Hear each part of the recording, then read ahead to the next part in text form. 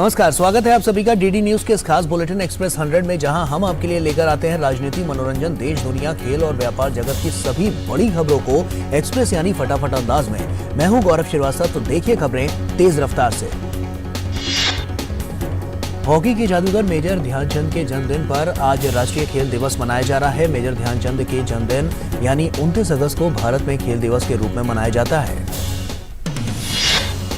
Hockey के जादूगर ध्यानचंद को फुटबॉल में पेले और क्रिकेट में ब्रैडमैन के बराबर माना जाता है। ध्यानचंद ने हॉकी में जो कीर्तिमान बनाए, उन तक आज भी कोई खिलाड़ी नहीं पहुंच सका है। मेजर ध्यानचंद ने भारत को 1928, 1932 और 1936 में लगातार ओलंपिक में गोल्ड मेडल दिलाए। 1928 एम्स्टर्डम ओलंपिक्स गेम्स में वो भारत की ओर से सबसे ज्यादा गोल करने वाले खिलाड़ी थे। मेजर ध्यानचंद ने साल 1948 में अपना आखिरी मैच खेला और अपने अंतर्राष्ट्रीय करियर में 400 से अधिक गोल भी किए, जो कि एक रिकॉर्ड है।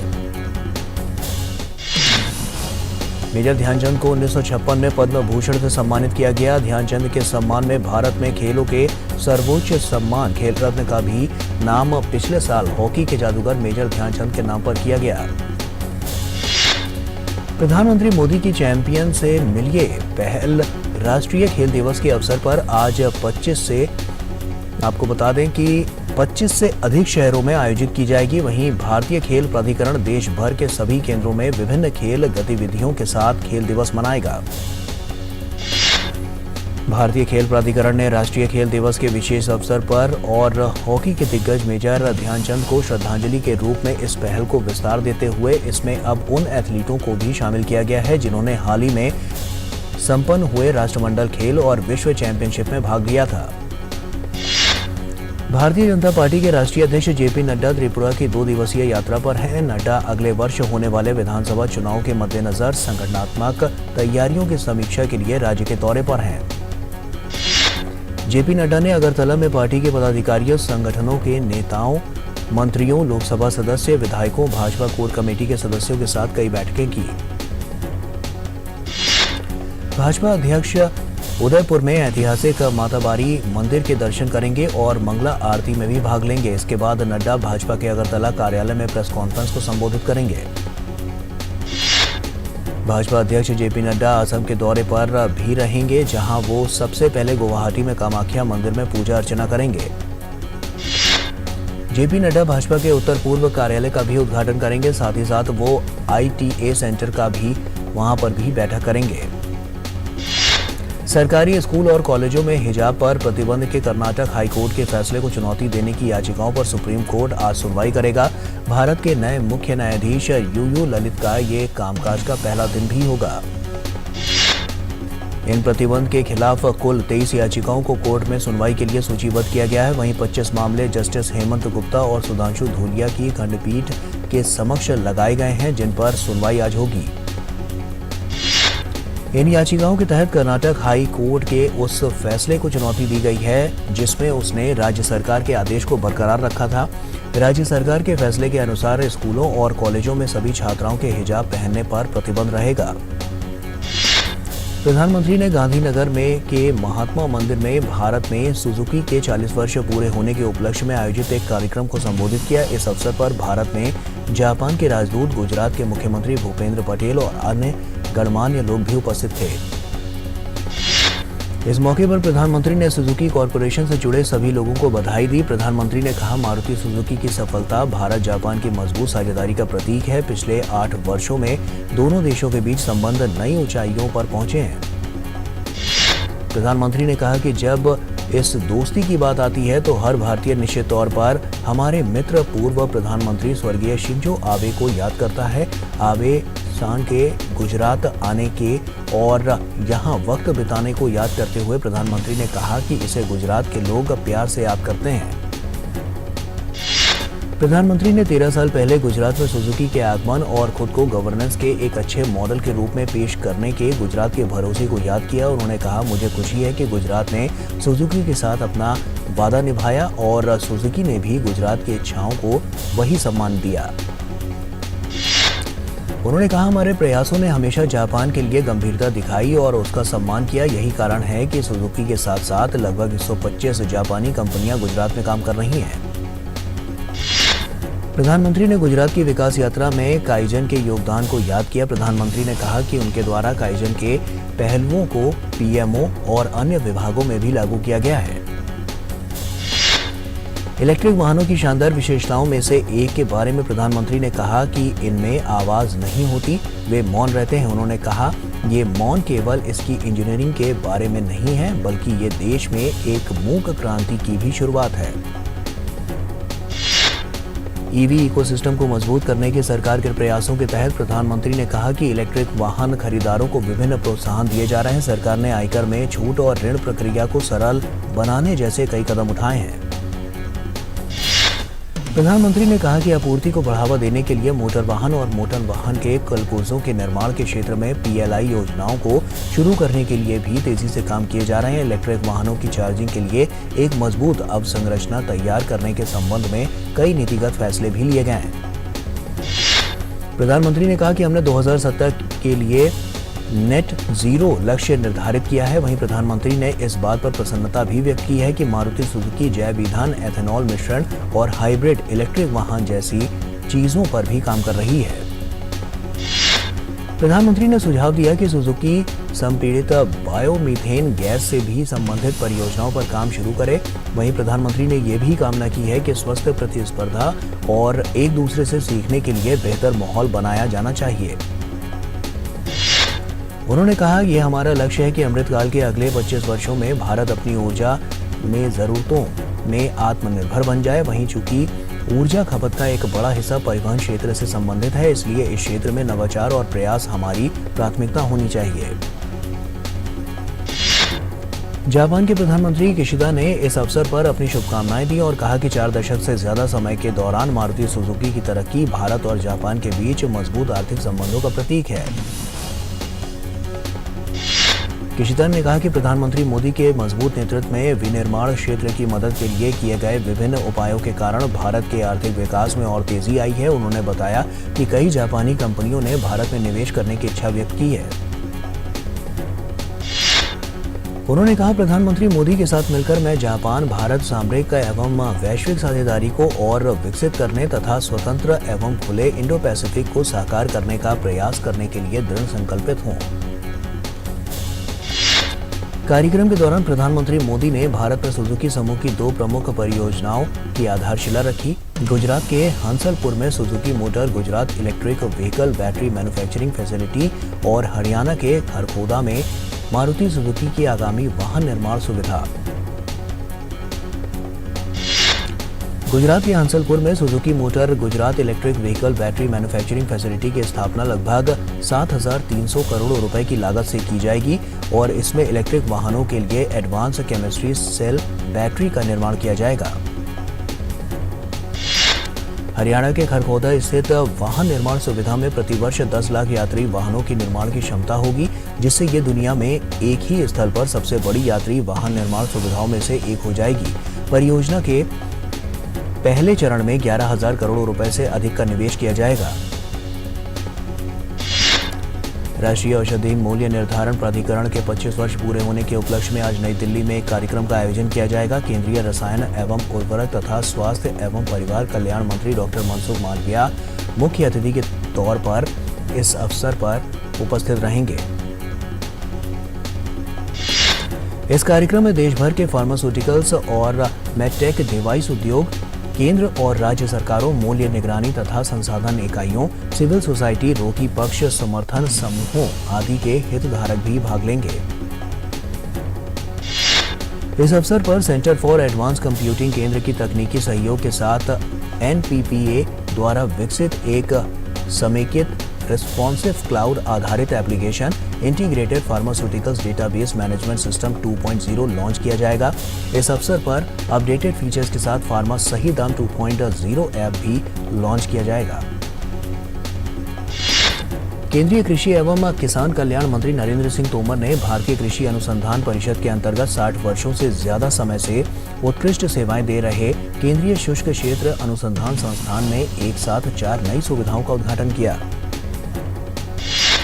इस अवसर पर केंद्रीय जल शक्ति मंत्री गजेंद्र सिंह शेखावत व केंद्रीय कृषि एवं किसान कल्याण राज्य मंत्री कैलाश चौधरी विशेष अतिथि के तौर पर मौजूद थे। अपने संबोधन में नरेंद्र सिंह तोमर ने कहा कि भारतीय कृषि अनुसंधान परिषद का एक उत्कृष्ट संस्थान काजरी पिछले 60 से अधिक वर्षों से शुष्क क्षेत्र के किसानों के लिए है, जो हमारे रेगिस्तानी क्षेत्रों के साथ साथ पूरे विश्व के लिए एक उदाहरण है। उन्होंने कहा कि काजरी द्वारा किए गए अनुसंधान कार्यों की वजह से टिब्बा स्थिरीकरण, स्प्रिंकलर और ड्रिप सिंचाई प्रणाली से तथा फसलों, घासों व फलों की नई किस्मों से कृषि में लागत कम होने से किसानों की आमदनी बढ़ी रही है। केंद्रीय जल शक्ति मंत्री ने अपने संबोधन में कहा है कि प्रधानमंत्री मोदी के नेतृत्व में भारत का मान सम्मान सारी दुनिया में बढ़ा है।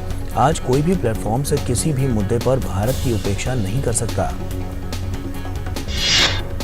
भारत अमेरिका संयुक्त विशेष बल अभ्यास वज्र प्रहार 2022 का 13वां संस्करण हिमाचल प्रदेश के बकलो में संपन्न हुआ। इस वार्षिक अभ्यास का आयोजन बारी-बारी से भारत और अमेरिका में किया जाता है। इससे पहले इसके 12वें संस्करण को अक्टूबर 2021 में अमेरिका के वॉशिंगटन स्थित जॉइंट बेस लुइस मैककॉर्ड में आयोजित किया गया था। उत्तर प्रदेश के वाराणसी में गंगा नदी का जलस्तर बढ़ने से वहां के घाटों पर जल भराव हो गया है। प्रशासन ने लोगों को आगाह किया है कि कोई भी स्थानीय नागरिक नदी की तरफ न जाए। नदी का जलस्तर खतरे के निशान के ऊपर पहुंच गया है। साथ ही में नमो घाट पर लोगों को आगाह करने के लिए खतरे से बचने के लिए पोस्टर्स भी लगाए गए हैं। देश की अग्रणी वाहन विनिर्माता कंपनी मारुति सुजुकी इंडिया के चेयरमैन आर.सी. भार्गव ने भारत एवं जापान के बीच की साझेदारी को सफल बताते हुए कहा कि अगर दोनों देश विनिर्माण क्षेत्र में पूरे भरोसे और भागीदारी के साथ काम करते हैं तो वे दुनिया में सबसे अच्छे साबित होंगे। अग्रणी कार विनिर्माता मारुति सुजुकी इंडिया के चेयरमैन आर.सी. भार्गव ने कहा है कि भारत के लिए वृद्धि एवं विकास का आगे का रास्ता निजी क्षेत्र पर निर्भरता से होकर गुजरता है और मौजूदा केंद्र सरकार ने निजी क्षेत्र पर पूरा भरोसा दिखाया है। पेट्रोल डीजल निर्यात पर सरकार द्वारा अप्रत्याशित लाभ कर लगाए जाने के बाद जुलाई में भारत का डीजल निर्यात 11% घट गया। वहीं पेट्रोल का निर्यात 4.5% कम रहा। आधिकारिक आंकड़ों से ये जानकारी मिली है। पंजाब सरकार ने उपभोक्ताओं को बिजली की विश्वसनीय एवं गुणवत्तापरक आपूर्ति सुनिश्चित करने के लिए 25,237 करोड़ रुपए की एक कार्य योजना को स्वीकृति दे दी है। अडानी समूह की कंपनी अडानी कनेक्शन के वरिष्ठ उपाध्यक्ष ने कहा है कि हम 1000 मेगावाट के डेटा केंद्र बना रहे हैं। अभी उद्योग का आकार 550 मेगावाट है। हमारी कारोबारी योजना अगले 1 दशक में 1000 मेगावाट के डेटा केंद्र का बनाने की है। और यहाँ वक्त हो चला एक छोटे से ब्रेक का, जल्द लौटते हैं। An enchanting landscape, a myriad of adventures, an insight into spirituality, a glimpse of history. Experience the diversity. Ladakh Tourism. Discover yourself. Just look at it, sir. 0 to 100 in 5 seconds flat. Really? आपकी है? तुम्हें भी अपने बुढ़ापे में compromise नहीं करना है तो अभी से नेशनल पेंशन सिस्टम में इन्वेस्ट करो। नेशनल पेंशन सिस्टम ये 60 की उम्र तक पैसे बचाता और बढ़ाता है और फिर उन्हीं पैसों को हर महीने सैलरी की तरह आप तक पहुंचाया जाता है। 1800110708 और website www.pfrda.org.in। National pension system में इन्वेस्ट करने से टैक्स भी बचता है सर। National pension system. पेड़ लगाओ, पानी बचाओ, जनसंख्या को जनबाढ़ न बनाओ। IME Sahibabad, Ghaziabad, NCR। 27 years of excellence in higher education offers Radhika scholarship up to 50% of college fees. तो ब्रेक के बाद एक बार फिर से आप सभी का स्वागत है। आइए खबरों में आगे बढ़ते हैं। गूगल ने एक नया cross device software development kit launch किया है जो डेवलपर्स को ऐसे ऐप बनाने की अनुमति देता है जो एंड्रॉइड और गैर एंड्रॉइड डिवाइस पर काम करते हैं। प्रधानमंत्री जनधन योजना वित्तीय समावेशन के राष्ट्रीय मिशन ने अपने सफल कार्यान्वयन के 8 साल पूरे किए और वहीं प्रधानमंत्री जन धन योजना की शुरुआत से लेकर अब तक 46.25 करोड़ लाभार्थियों के बैंक खाते खुले। मई में गेहूं के निर्यात पर रोक लगाने के बाद अब सरकार ने गेहूं का आटे, मैदा, सूजी और साबुत आटे के निर्यात पर भी बैन लगा दिया है। सरकार ने इनकी बढ़ती कीमतों को देखते हुए यह फैसला लिया है। केंद्रीय वाणिज्य और उद्योग उपभोक्ता कार्य वस्त्र मंत्री पीयूष गोयल ने गवर्नमेंट ई मार्केट प्लेस की प्रगति की समीक्षा की। अप्रैल 22 के बाद से सभी फिजिकल ऑर्डर में से 95% से अधिक की डिलीवरी समय पर हुई, विशेषकर उन मामलों में जहां ऑनलाइन पूर्ति और भुगतान जेम के माध्यम से किया गया। यूक्रेन में ज़ापोरिज़िया परमाणु ऊर्जा संयंत्र के नजदीक डेनिप्रो नदी के पार बसे कस्बों पर रूसी सेना ने जमकर गोलीबारी की। जिन कस्बों पर गोलीबारी की गई वे परमाणु संयंत्र से बमुश्किल 10 किलोमीटर की दूरी पर हैं।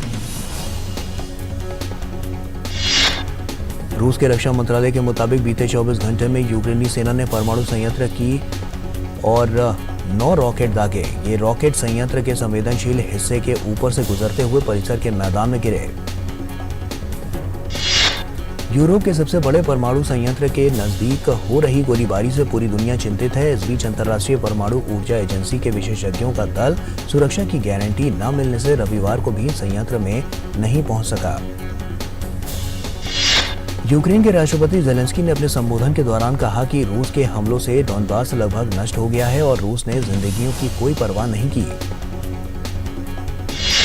जेलेंस्की ने रक्षा और सुरक्षा क्षेत्र के प्रतिनिधियों के साथ अपनी बैठक की जानकारी दी, लेकिन बातचीत का खुलासा नहीं किया। जेलेंस्की ने कहा कि ज़ापोरिज़िया, ओरिकीव, खार्किव, डॉनबास पर हुए हमलों का कड़ा जवाब दिया जाएगा।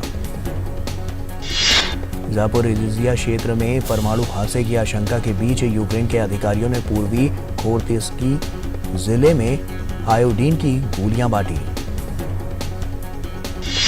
उधर रूस के रक्षा मंत्रालय ने बताया कि उसकी वायुसेना ने यूक्रेन के दक्षिण पूर्वी क्षेत्र में मोटर स्विच फैक्ट्री को निशाना बनाया है। रूस ने कहा कि उसकी सेना ने यूक्रेन के डेनिप्रो क्षेत्र में ईंधन भंडारण को नष्ट कर दिया, जिससे डोनबास में यूक्रेनी सेना की आपूर्ति होती है।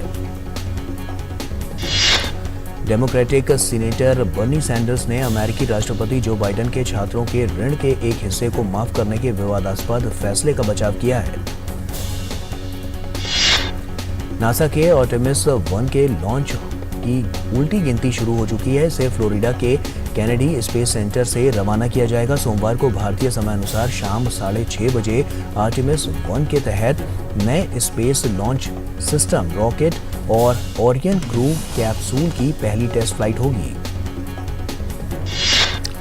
आर्टेमिस 1 आपको बता दें कि मिशन में नासा की ओर से नया और सुपर हैवी रॉकेट का इस्तेमाल किया जाएगा और इसमें स्पेस लॉन्च सिस्टम भी लगाया गया है, जिसे पहले कभी भी इस्तेमाल नहीं किया गया है।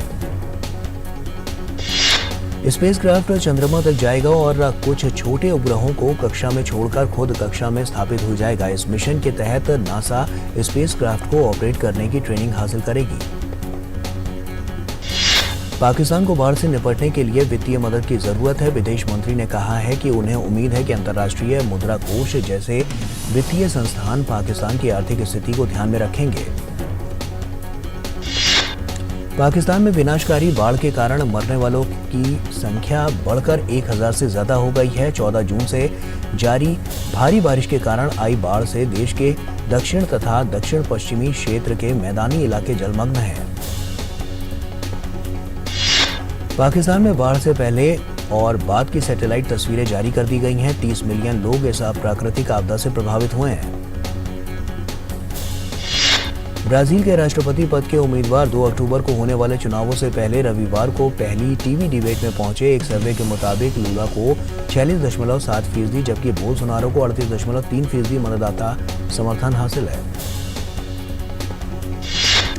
लीबिया की राजधानी त्रिपोली में 2 प्रतिद्वंदी प्रशासकों के बीच हिंसक झड़पों में शनिवार को 32 लोगों की मौत हो गई। घटना में 159 लोग घायल भी हुए हैं। अमेरिका के ह्यूस्टन में एक बार फिर गोलीबारी की घटना सामने आई है। स्थानीय पुलिस के अनुसार एक व्यक्ति ने एक इमारत में आग लगा दी और फिर जो लोग बचकर भाग रहे थे तो उसने उन पर गोली चला दी। इस घटना में कम से कम 4 लोग मारे गए हैं और 2 लोग घायल हो गए हैं। कोलंबिया में 2 पत्रकारों की अज्ञात हमलावरों ने गोली मारकर हत्या कर दी। पुलिस ने कहा है कि दोनों पत्रकार अपनी कार से एक कार्यक्रम से लौट रहे थे, इसी दौरान उन पर हमला किया गया। नीदरलैंड से रक्षा मंत्रालय ने बताया कि अमेरिका में उसके 3 कमांडो शुक्रवार की रात इंडियानापोलिस में उनके होटल के बाहर गोलीबारी में घायल हो गए। नीदरलैंड्स के कमांडो प्रशिक्षण के लिए इंडियाना में थे। स्पेन में आईएजी की कम लागत वाली एयरलाइन आइबेरिया एक्सप्रेस के लिए काम कर रहे कैबिन क्रू कर्मचारी रविवार को हड़ताल पर चले गए। कैबिन क्रू बेहतर काम करने की स्थिति और वेतन वृद्धि की मांग कर रहे हैं। जिनेवा की एक अदालत आज इजराइल के खनन व्यवसायी बेनी स्टीनमेट्स की अपील पर सुनवाई शुरू करेगी। अफ्रीका में लॉ अयस्क जमा करने के लिए भ्रष्टाचार और जालसाजी के लिए सजा के खिलाफ दी है अर्जी। दुनिया भर में कोरोना के मामले बढ़कर 60 करोड़ 57 लाख से पार पहुंच गए हैं। वहीं संक्रमण को मात देकर स्वस्थ होने वाले लोगों की संख्या 58 करोड़ 10 लाख है। अमेरिका सबसे ज्यादा संक्रमितों और मौतों के साथ दुनिया में पहले पायदान पर बना हुआ है। अमेरिका में अब तक 9 करोड़ 60 लाख कोविड के मामले सामने आ चुके हैं। गुरुवार को तेहरान की आज़ादी स्टेडियम में पुरुषों के फुटबॉल मैच में महिला प्रशंसक भी पहुंची। ईरान में 1979 की इस्लामिक क्रांति के बाद से महिलाओं को पुरुषों के खेल देखने पर प्रतिबंध है। एशिया कप के रोमांचक मुकाबले में भारत ने पाकिस्तान को 5 विकेट से हरा दिया। पाकिस्तान से जीत के लिए मिले 148 रनों के लक्ष्य को भारत ने 20वें ओवर की चौथी गेंद पर 5 विकेट खोकर हासिल कर लिया। भारत के लिए भुवनेश्वर ने 4 और हार्दिक पांड्या ने 3 विकेट लिए। पाकिस्तान की पूरी टीम 147 रन पर ऑल आउट हो गई। 20वें ओवर की चौथी गेंद पर हार्दिक ने छक्का लगाकर टीम को जीत दिला दी। हार्दिक 33 रन बनाकर नाबाद रहे, उन्हें मैन ऑफ द मैच चुना गया। एशिया कप में पाकिस्तान पर मिली 5 विकेट से मिली भारतीय टीम की जीत पर प्रधानमंत्री नरेंद्र मोदी ने टीम इंडिया को ट्वीट के माध्यम से बधाई दी। अपने बधाई संदेश में प्रधानमंत्री ने कहा कि टीम इंडिया ने एशिया कप के मैच में शानदार ऑलराउंड प्रदर्शन किया। टीम ने शानदार कौशल और धैर्य का प्रदर्शन किया है, उन्हें जीत की बधाई। केंद्रीय खेल मंत्री अनुराग सिंह ठाकुर ने भी भारतीय क्रिकेट टीम की पाकिस्तान पर जीत पर बधाई दी। खेल मंत्री ने कहा, चिर प्रतिद्वंदी के खिलाफ टीम इंडिया की क्या शानदार जीत रही। टीम इंडिया को एशिया कप में शानदार शुरुआत के लिए बधाई। भारतीय स्पिनर राहुल शर्मा ने क्रिकेट के सभी फॉर्मेट्स से संन्यास का ऐलान कर दिया है। 2011 में डेब्यू करने वाले राहुल ने भारत के लिए 4 वनडे और 2 T20 इंटरनेशनल मुकाबले खेले हैं, जिनमें उनके नाम कुल 9 विकेट दर्ज हैं।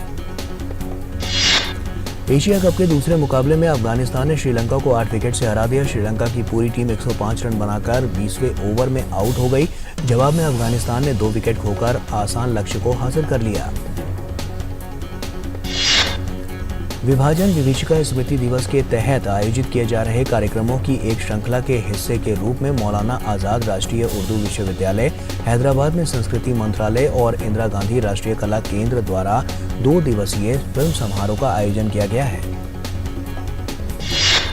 इस फिल्म महोत्सव में भारत का विभाजन विषय पर आधारित फिल्में दिखाई जा रही हैं। इस कार्यक्रम में प्रदर्शित फिल्मों में से एक पिंजर थी, जिसे चंद्रप्रकाश द्विवेदी द्वारा निर्देशित किया गया था। बॉलीवुड स्टार कार्तिक आर्यन ने एक बच्चे के साथ कुछ शानदार पल बिताए। बच्चे ने उनकी फिल्म भूल भुलैया 2 के किरदार से प्रेरित गेटअप पहना था। कार्तिक ने इस साल 2 सबसे बड़ी बॉलीवुड हिट फिल्मों में से एक भूल भुलैया 2 में रूह बाबा की भूमिका निभाई थी।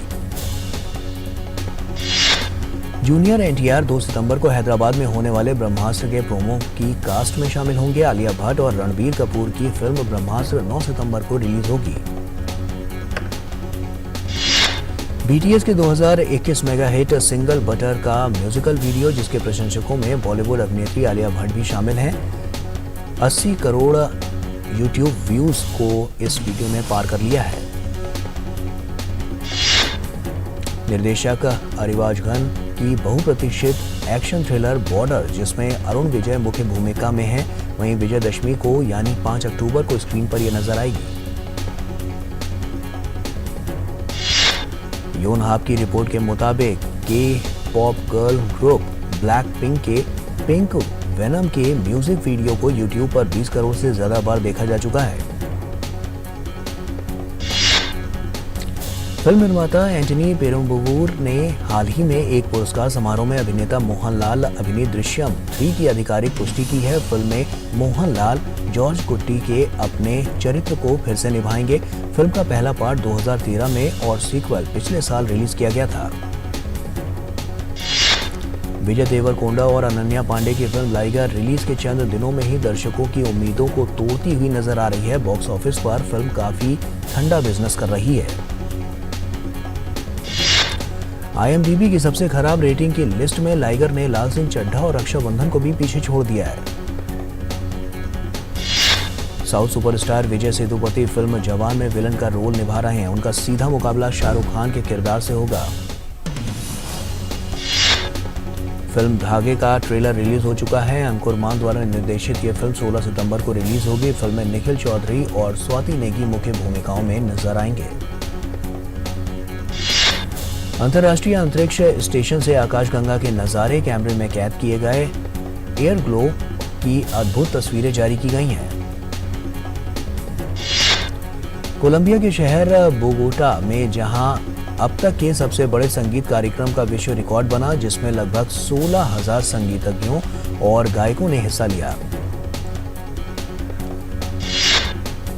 और एक्सप्रेस न्यूज में फिलहाल इतना ही। दीजिए इजाजत। नमस्कार।